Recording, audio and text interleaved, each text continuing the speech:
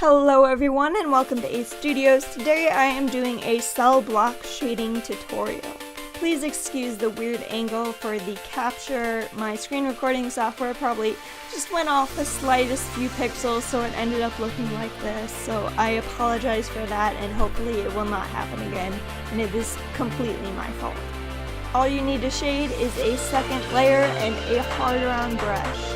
I also like making my shading layer a clipping mask, just so that when I'm shading, it doesn't go out of the lines that I already filled in with the original color layer beneath. I like using a darker purple or a darker red or a darker green. Usually I use the dark blue, navy, pretty saturated in color to start creating these shadows. Because what we are going to do is, once we have all of these shadows locked in on the character, we are going to change the blending layer from normal to multiply or burn or any different blending layer that you feel works best.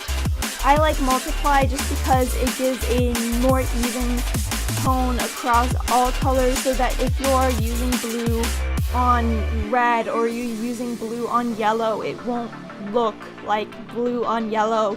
It'll mix better and look more like a green on yellow or a purple on red to create an even shading throughout. You could also use cell block shading with specific colors, which I do not do here, but you can choose the skin tone and then choose a color that is darker than it and shade each tone individually. I just think it's easier if we use a separate layer and then just shade everything with one color and then put it in multiply, because it makes the tones all even throughout, so there's not one shadow that's darker than the other when it's not supposed to.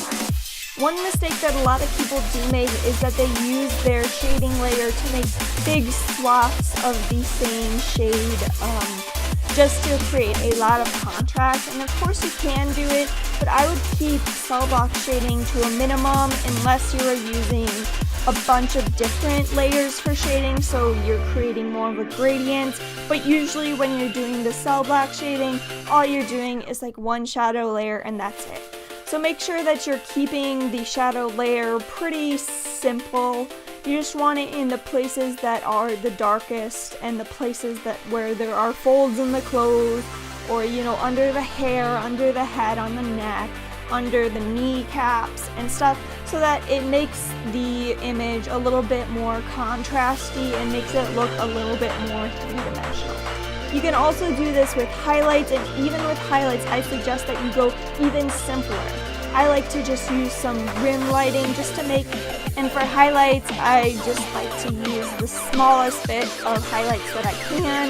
Usually I use a yellow or light orange.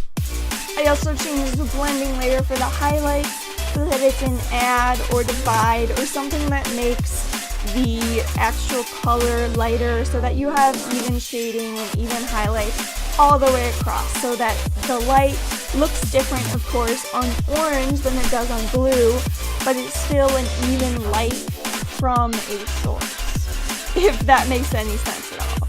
Because light does affect, like a blue light affects orange differently than it does on blue.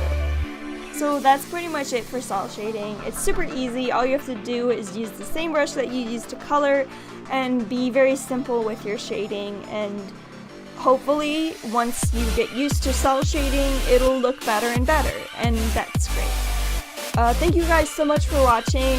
These original characters are Cecelia and Ophelia from one of my mutuals who kind of requested this. So I hope you enjoyed it, and you should go check her out. I'll leave the links down in the description. And thank you guys so much for watching, and I will see you guys next week.